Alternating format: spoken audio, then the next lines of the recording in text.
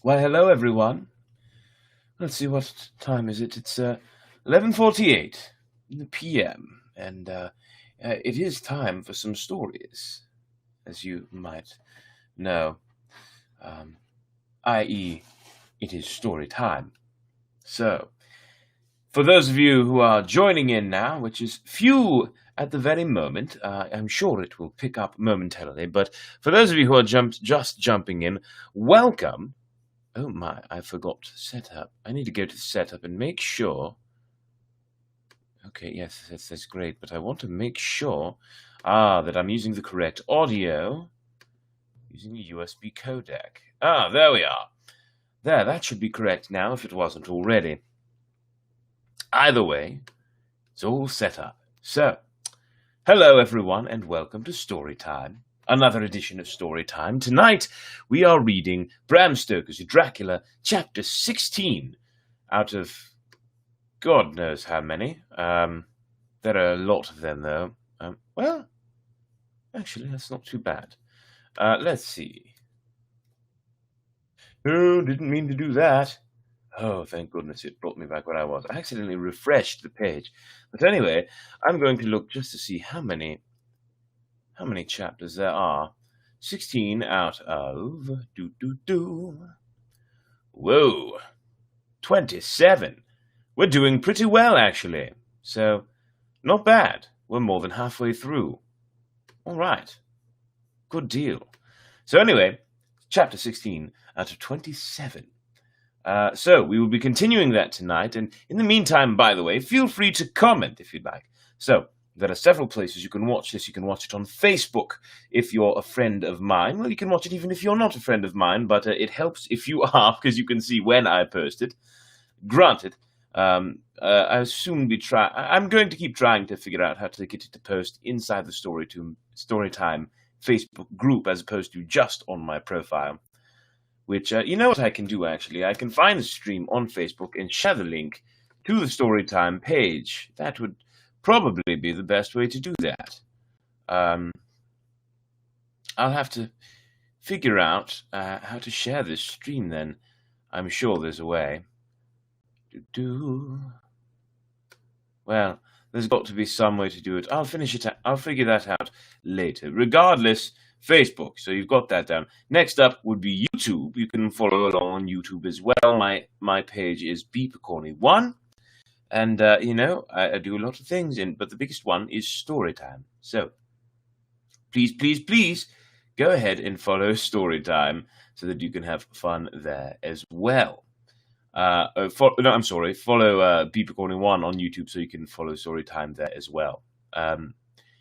And then, let's see what else. Yes, that's right.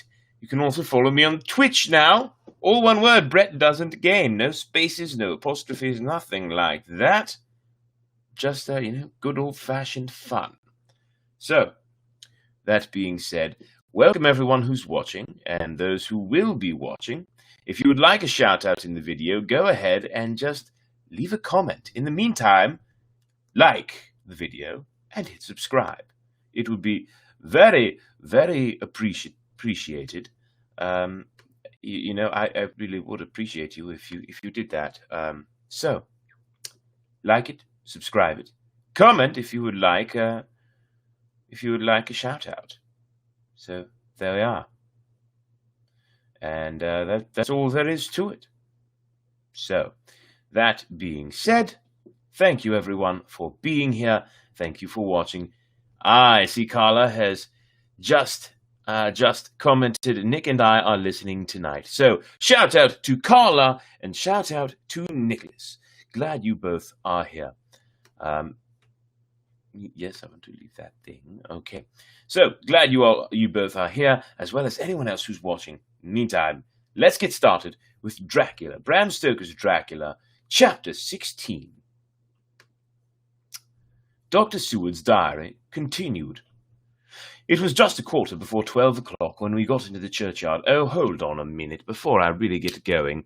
I need some dark, broody music to be in the background. This is Dracula, after all, isn't it? Dark, broody background music. Let me see if I can find anything.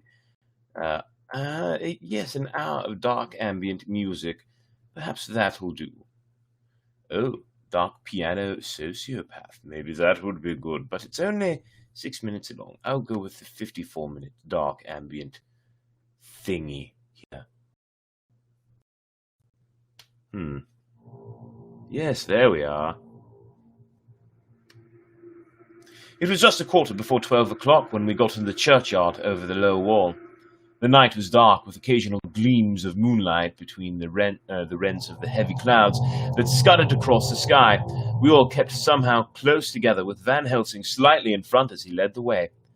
When we had come close to the tomb, I looked well at Arthur, for I feared that the proximity to a place laden with so sorrowful a memory would upset him. But he bore himself well. I took it that the very mystery of the proceeding was in some way a counteractant to his grief. The professor unlocked the door, and seeing a natural hesitation among us for various reasons, solved the difficulty by entering first. Indeed he did. The rest of us followed and closed the door. You were with me today. Was the body of Miss Lucy that coffin? It was. The professor turned to the rest, saying, "You hear, and yet there is no one who does not believe with me." He took a screwdriver again, and again took off the lid of the coffin.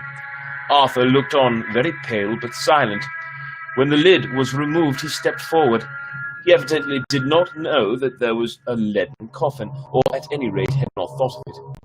When he saw the rent in the lead, the blood rushed to his face for an instant, but as quickly fell away again, so that he remained as of a ghastly whiteness. He was still silent. Van Helsing forced back the leaden flange, and we all looked in and recoiled. The coffin was empty. For several minutes no one spoke a word. The silence was broken by Quincy Morris. "Professor, I answered for you. Your word is all I want. I wouldn't ask a thing ordinarily you as to imply a doubt, but this is a mystery that goes beyond any honor or dishonor. Is this your doing? I swear to you, by all that I hold sacred, that I have not removed nor touched her. What happened was this. 2 nights ago, my friend Seward and I came here with good purpose, believe me. I opened that coffin, which was then sealed up, and we found it, as now, empty. We then waited and saw something white come through the trees. Next day we came here in daytime, and she lay there. Did she not, dear friend John?" "Yes. That night we were just in time. One more so small child was missing, and we find it, thank God, unharmed among the graves. Yesterday I came here before sundown, for at sundown the undead can move. I waited here all the night till the sun rose, but I saw nothing. It was most probable that it was because I had laid over the clamps of those doors garlic, which the undead cannot bear, and other things which they shun. Last night there was no exodus, so tonight before the sundown I took away my garlic and other things, and so it is we find this coffin empty. But bear with me. So far there is much that is strange. Wait you with me outside, unseen and unheard, and things much stranger are yet to be. Now to the outside." He opened the door, and we filed out, he coming last and locking the door behind him. Oh, but it seemed fresh and pure in the night air after the terror of that vault. How sweet it was to see the clouds race by, and the passing gleams of the moonlight between the scuddling clouds, crossing and passing. Like the gladness and sorrow of a man's life, how sweet it was to breathe the fresh air that had no taint of death and decay. How humanizing to see the red lightning of the sky beyond the hill. Sorry, red lighting, not lightning. And to hear far away the muffled roar that marks the life of a great city. Each in his own way was solemn and overcome. Arthur was silent and was, I could see, striving to grasp the purpose and the inner meaning of the mystery. I was myself tolerably patient, and half inclined again to throw aside doubt and to accept Van Helsing's conclusions.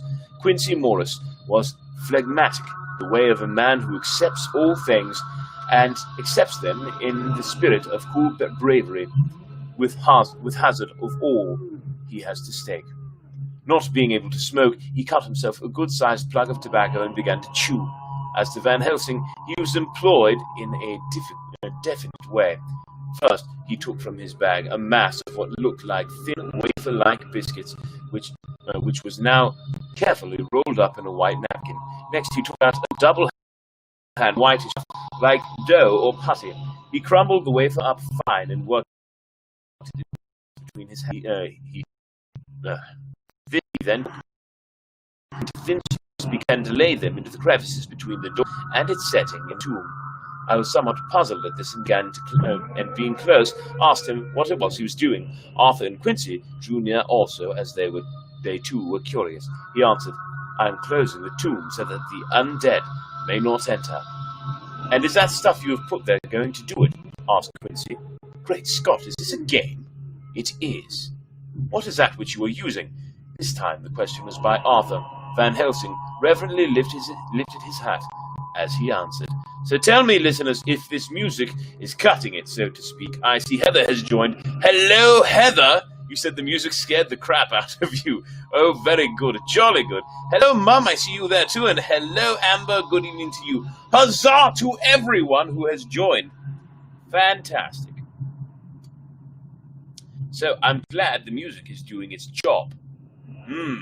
All right. So it does look like we can now get comments on both Facebook and YouTube instead of just YouTube. I have fixed that problem. Wonderful.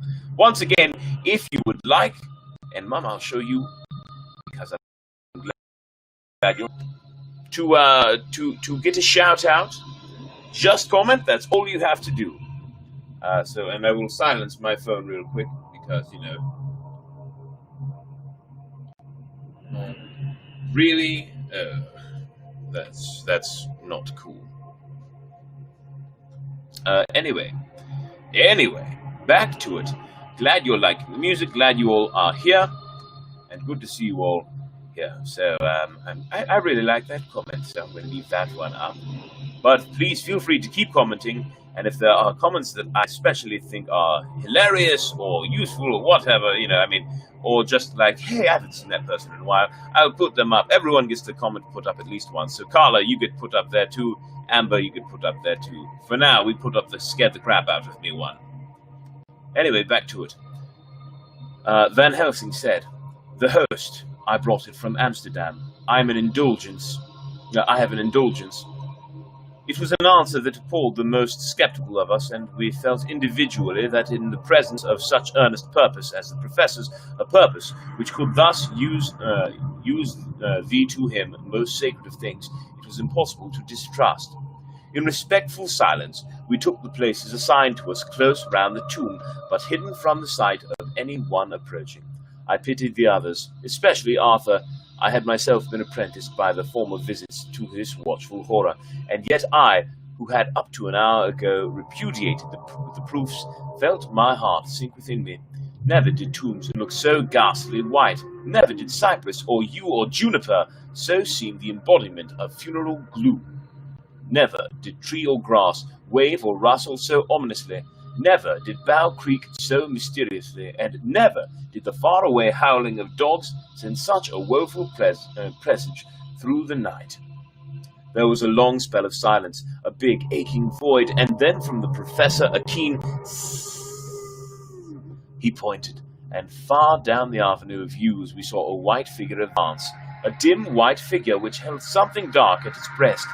The figure stopped, and at the moment a ray of moonlight fell upon the masses of driving clouds and showed in startling prominence a dark-haired woman dressed in the cerements of the grave. We could not see the face, for it was bent down over what we saw to be a fair-haired child. There was a pause and a sharp little cry, such as a child gives in sleep, or a dog as it lies before the fire and dreams.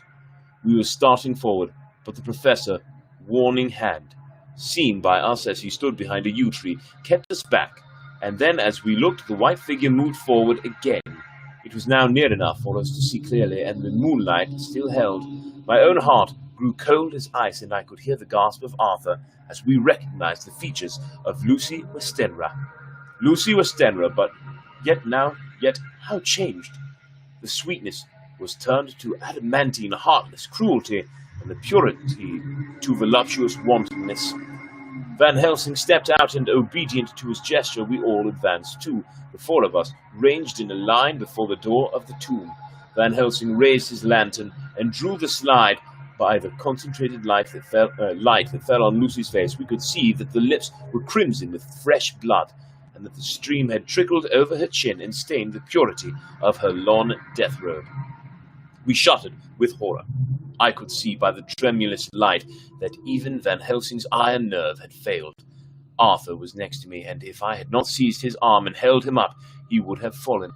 When Lucy, I call the thing that was before us Lucy because it bore her shape, saw us, she drew back with an angry snarl, such as a cat gives when taken unawares.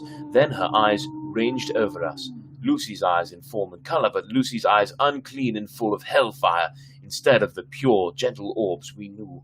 At that moment, the remnant of my love passed into hate and loathing. Had she then to be killed, I could have done it with savage delight.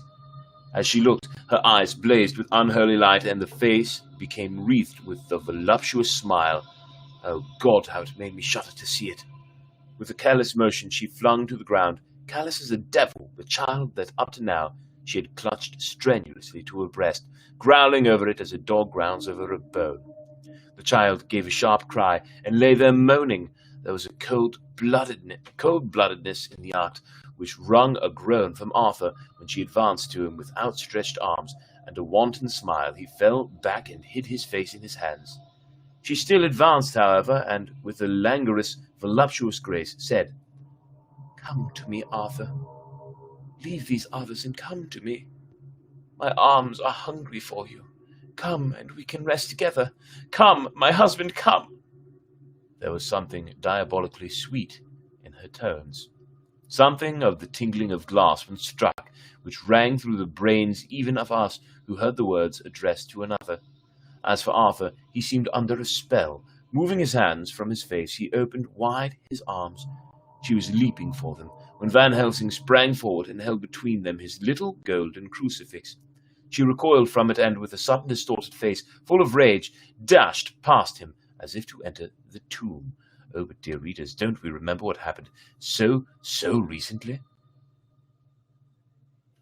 It's doing something new with the comments. What's it doing that's new with the comments? Is it this where it shows the comments? And the reason it does that is because this new streaming service that I'm using allows me to show comments in the video stream. How cool is that? Anyway, back to it. There we are.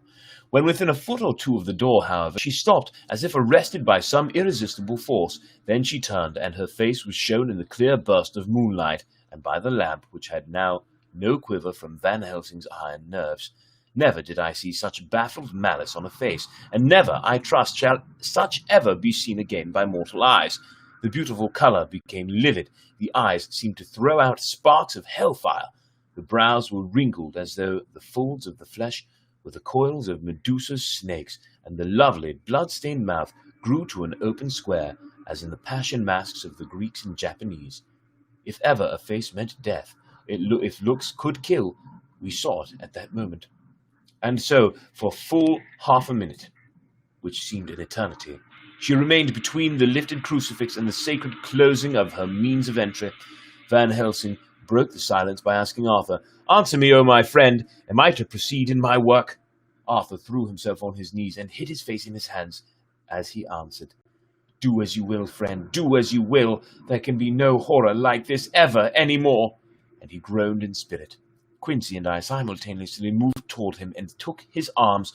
We could hear the click of the closing lantern as Van Helsing held it down. Coming close to the tomb, he began to remove from the chinks some of the sacred emblem which he had placed there.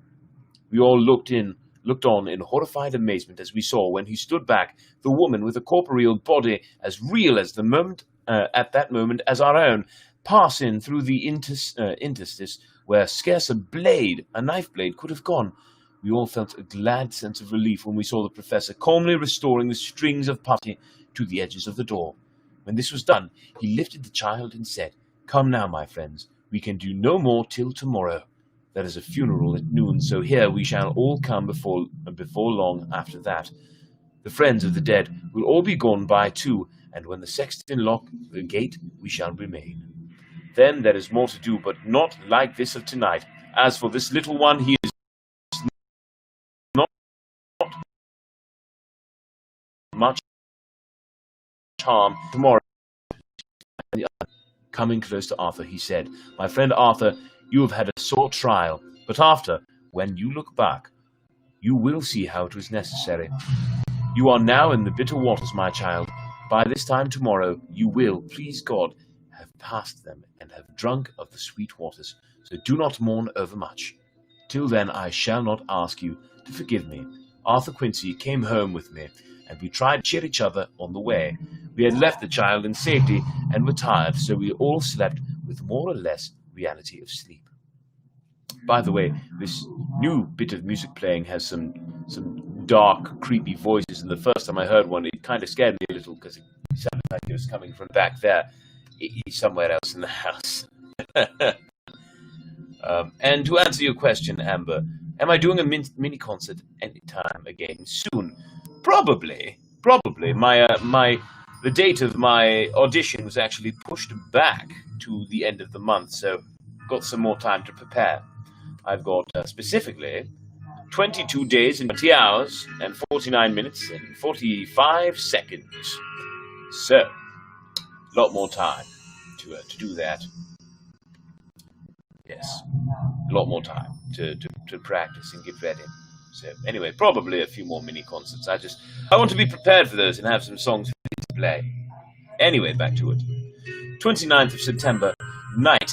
A little before 12 o'clock, we three, Arthur, Quincy Morris, and myself, called for the professor. It was odd to notice that by common consent we had all put on black clothes. Of course, Arthur wore black, for he was in deep mourning, but the rest of us wore it by instinct. We got to the churchyard by 1:30 and strolled out, keeping out of the official observation, so that when the grave diggers had completed their task, and the sexton, under the belief that everyone had gone, had locked the gate, we had the place all to ourselves. Van Helsing, instead of his little black bag, had with him a long leather one, something like a cricketing bag. It was manifestly of fair weight. When we were alone and had heard the last of the footsteps die out up the road, we silently, and as if by ordered intention, followed the professor to the tomb. He unlocked the door, and we entered, closing it behind us. Then he took from his bag the lantern, which he lit, and also 2 wax candles, which, when lighted, he struck by melting their own ends on other coffins, so that they might give light sufficient to work by. When he again lifted the lid off Lucy's coffin, and we all looked, Arthur trembling like an aspen, and saw that the body lay there in all its death beauty. But there was no love in my heart, nothing but loathing for the foul thing which had taken Lucy's shape without her soul. I could see even Arthur's face grow hard as he looked.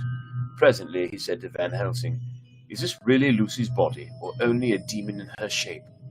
"It is her body, and yet not it. But wait a while, and you all see her as she was, and is." She seemed like a nightmare of Lucy as she lay there. The pointed teeth, the blood-stained, voluptuous mouth, which it made one shudder to see. The whole carnal and unspiritual appearance seemed like a devilish mockery of Lucy's sweet purity. Van Helsing, with his usual methodicalness, began taking the various contents from his bag and placing them ready for use. First, he took out a soldering iron and some plumbing solder, and then a small oil lamp which gave out when lit in a corner of the tomb, gas which burned at fierce heat with a blue flame. Then his operating knives, which he placed to hand, and last a round wooden stake, some 2½ or 3 inches thick and about 3 feet long. One end of it was hardened by charring in the fire, and was sharpened to a fine point. With this stake came a heavy hammer, such as in households is used in the coal cellar for breaking the lumps. To me, a doctor's preparations for work of any kind are stimulating and embracing, but the effect of these things on both Arthur and Quincy was to cause them a sort of consternation. They both, however, kept their courage, and remained silent and quiet. But when all was ready, Van Helsing said, "Before we do anything, let me tell you this. It is out of the law and experience of the ancients and of all those who have studied the powers of the undead. When they become such, there comes with the change the curse of immortality. They cannot die, but must go on age after age, adding new victims and multiplying the evils of the world. For all that die from the praying of the undead becomes themselves undead and prey on their kind. And so the circle goes on, ever widening, like the ripples from a stone thrown into the water. Friend Arthur, if you had met that kiss which you know of before poor Lucy died, or again last night when you opened your arms to her, you would in time, when you had died, have become Nosferatu, however you want to say it, as they call it in Eastern Europe, and would all time make more of those undead that so have filled us with horror. The career of this unhappy dear lady is but just begun. Those children whose blood she sucked are not yet as much the worse, but if she live on, undead, more and more they lose their blood, and by her power over them they come to her, and so she draw their blood with that so wicked mouth. But if she die in truth, then all cease. The tiny wounds of the throats disappear, and they go back to their plays, unknowing ever of what has been. But of the most blessed of all, when this now undead be made to rest as true dead, then the soul of the poor lady whom we love shall again be free. Instead of working wickedness by night and growing more debased in the assimilating of it by day, she shall take her place with the other angels, so that, my friend, it will be a blessed hand for her that shall strike the blow that sets her free. To this I am willing, but is there none among us who has a better right? Will it be no joy to think of hereafter in the silence of the night when sleep is not? It was my hand that sent her to the stars. It was the hand of him that loved her best, the hand that of all she would herself have chosen, had it been to her to choose. Tell me if there be such a one among us. We all looked at Arthur. He saw too what we all did, the infinite kindness which suggested that his should be the hand which should restore Lucy to us as a holy and not an unholy memory. He stepped forward and said bravely, though his hand trembled, and his face was as pale as snow, "My true friend, from the bottom of my broken heart I thank you. Tell me what I am to do, and I shall not falter." Van Helsing laid a hand on his shoulder and said, "Brave lad, a moment's courage, and it is done. The stake must be driven through her. It will be a fearful ordeal, be not deceived in that, but it will be only a short time, and then you will rejoice more than your pain was great. From this grim tomb you will emerge as though you tread on air, but you must not falter when once you have begun. Only think that we, your true friends, are around you, and that we pray for you all the time." My, oh my. Whew! Whew! My, oh my. Isn't that crazy? Having to drive a stake through the heart of one you once loved. Anyway, back to it. "Go on," said Arthur hoarsely. "Tell me what I am to do." "Take the stake in your left hand, ready to place the point over the heart, and the hammer in your right.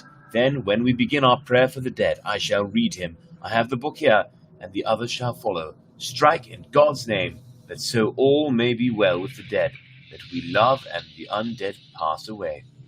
Arthur took the stake and the hammer, and when once his mind was set on action, his hands never trembled nor even quivered. Van Helsing opened his missal and began to read, and Quincy and I followed as well as we could. Arthur placed the point over the heart, and as I looked, I could see its dint in the white flesh. Then he struck with all his might. The thing in the coffin writhed, and a hideous, blood-curdling scream came from the opened red lips. The body shook and quivered and twisted in wild contortions. The sharp white teeth champed together till the lips were cut, and the mouth was smeared with a crimson foam. But Arthur never faltered. He looked like a figure of Thor as his untrembling arm rose and fell, driving deeper and deeper the mercy-bearing stake, whilst the blood from the pierced heart welled and spurted up around it. His face was set, and high duty seemed to shine through it. The sight of it gave us courage, so that our voices seemed to ring through the little vault. And then the writhing and the quivering of the body became less, and the teeth seemed to champ, and the face to quiver. Finally it lay still. The terrible task was over. The hammer fell from Arthur's hand. He reeled and would have fallen had we not caught him. The great drops of sweat sprang from his forehead, and his breath came in broken gasps. It had indeed been an awful strain on him, and had he not been forced to his task by more than human considerations, he could never have gone through with it. For a few minutes we were so taken up with him that we did not look toward the coffin. When we did, however, a murmur of startled surprise ran from one to the other of us. We gazed so eagerly that Arthur rose, for he had been seated on the ground, and came and looked too, and then a glad, strange light broke over his face and dispelled altogether the gloom of horror that lay upon it. There, in the coffin, lay no longer the foul thing that we had so dreaded and grown to hate, that the work of her destruction was yielded as a privilege to the one best entitled to it, but Lucy, as we had seen her in life, with her face of unequalled sweetness and purity. True that there was there, as we had seen them in life, the traces of care and pain and waste, but these were all dear to us, for they marked her truth to what we knew. One and all we felt the holy calm that lay like sunshine over the wasted face and form was only an earthly token and symbol of the calm that was to reign forever. Sorry. Van Helsing came and laid his hand on Arthur's shoulder, and said to him, "And now, Arthur, my friend, dear lad, am I not forgiven?" The reaction of the terrible strain came as he took the old man's hand in his, and raising it to his lips, pressed it, and said, "Forgiven. God bless you that you have given my dear one her soul again, and me peace." He put his hands on the professor's shoulder, and laying his head on his breast, cried for a while silently, whilst we stood unmoving. When he raised his head, Van Helsing said to him, "And now, my child, you may kiss her. Kiss her dead lips, if you will, as she would have you to, if for her to choose. For she is not a grinning devil now, not any more a foul thing for all eternity. No longer she is the devil's undead. She is God's true dead, whose soul is with him." Arthur bent and kissed her, and then we sent him and Quincy out of the tomb. The professor and I sawed off the top of the stake, leaving the point of it in the body. Then we cut off the head and filled the mouth with garlic. We soldered up the leaden coffin, screwed on the coffin lid, and gathering up our belongings, came away. When the professor locked the door, he gave the key to Arthur. Outside the air was so sweet, the sun shone, and the birds sang, and it seemed as if all nature were tuned to a different pitch. There was gladness and mirth and peace everywhere, for we were at rest ourselves on one account, and we were glad, though it was with a tempered joy. Before we moved away, Van Helsing said, "Now, my friends, one step of our work is done, one the most harrowing to ourselves, but there remains a greater task, to find out the author of all this our sorrow, and to stamp him out. I have clues which we can follow, but it is a long task, and a difficult, and there is danger in it, and pain. Shall you not all help me? We have learned to believe, all of us, is it not so? And since so, do we not see our duty? Yes, and do we not promise to go on to the bitter end?" Each in turn we took his hand, and the promise was made. "Then," said the professor as we moved off, "2 nights hence you shall meet with me, and dine together at 7 o'clock with your friend John. I shall entreat 2 others, 2 that you know not as yet, and I shall be ready to all our work show and our plans unfold. Friend John, you come with me home, for I have much to consult about, and you can help me. Tonight I leave for Amsterdam, but shall return tomorrow night, and then begins our great quest. But first I shall have much to say, so that you may know what is to do and to dread. Then our promise shall be made to each other anew, for there is a terrible task before us, and once our feet are on the plowshare, we must not draw back." And that, dear listeners, /viewers, /readers, is the end of Chapter 16 of Bram Stoker's Dracula. Scarlet is watching you. Hello, Scarlet! Hello, Scarlet! How are you? Good to see you. Well, I can't see you, but you can see me. Anyway, I hope you enjoyed it, readers. I think this background music, does make it much more enjoyable, don't you? I think it does. So anyway, though, it is time for us to say goodnight to each other. So I slowly fade the music, and soon we'll end the video. But first, before I do, once again, thank you for being here, and I do appreciate all of you watching. So, if you haven't already, join the Facebook group Storytime. You can also friend me on Facebook if you haven't, and find me, and you can see my posts there. As well, follow on YouTube, like this video, subscribe, comment if you would like a shout out. You're welcome, Amber, and good night to you as well. Yes, if you'd like a shout out, make sure you comment. BPecorny1 is the channel, and I go live every night with a different story. Right now, Monday and Friday are Dracula. Well, of course, we did Dracula tonight, being Wednesday. It's Thursday. Oh, damn. I did something wrong. I accidentally... Well, wait, I read Goosebumps last night, didn't I? I did. I accidentally switched it up. So tomorrow night will be... Oh, no. It is Wednesday night. Sorry. It's 12:24, so technically it's Thursday. So anyway, no, tomorrow night will be Goosebumps. Yes, sorry. So Monday, Wednesday, Friday is Dracula, but I'm changing that, so it's now going to be Monday, Friday, Dracula, Tuesday, Thursday, Goosebumps, Wednesday, poetry, and Fridays and Saturdays, Russian fairy tales, as well as the occasional original story.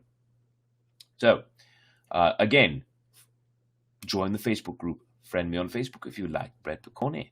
I'm a cool dude. Maybe, perhaps. Some people tend to like me. Follow me on YouTube. Subscribe to my channel, BPecorny1. I know, Amber, you think Dracula is a Dragula. Anyway, BPecorny1 on YouTube. Like this video, hit subscribe, and share it with your friends. And then, as well, you can also follow me on Twitch. Brett Doesn't Game. I will show that one. You are indeed a very cool dude. Thank you. But anyway, Brett Doesn't Game, all one word, no apostrophes or spaces or punctuation of any sort. Just Brett Doesn't Game. Anyway, there it all is. All on the table for you. Once again, that was chapter 16 of Bram Stoker's Dracula, and tomorrow we will be reading Goosebumps. Until then, I bid you adieu. I hope you have a wonderful evening, and good night, dear readers / listeners / viewers, such, whatever you want to be called. Yes, Dracula was a Rob Zombie reference joke. Yes, that is true. Thank you for pointing that out, Amber. Anyway, good night, everyone, and I will see you next time.